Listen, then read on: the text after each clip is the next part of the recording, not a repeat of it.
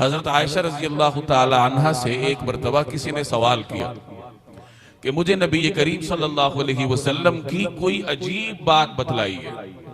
तो हजरत आयशा रजी अल्लाह ताला अन्हा ने फरमाया कि रसूलुल्लाह सल्लल्लाहु अलैहि वसल्लम की तो हर बात ही अजीब हुआ करती थी, अलबत्ता एक मरतबा आप सल्लल्लाहु अलैहि वसल्लम मेरे हुजरे में तशरीफ लाए, कुछ देर लेटे आप और फिर मुझसे मुखातब होकर इरशाद फरमाया कि मुझे छोड़ो कि मैं अपने रब की इबादत करूं।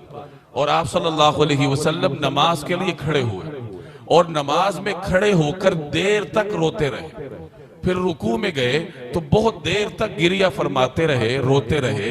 फिर सजदे में गए तो इतनी ही देर तक फिर सजदे में रोते रहे और इसी हालत में रहे सारी रात, यहां तक कि सुबह का वक्त हुआ और हजरत बिलाल रजी अल्लाह ताला अन्हु ने आकर रसूलुल्लाह सल्लल्लाहु अलैहि वसल्लम को नमाज की इत्तिला दी।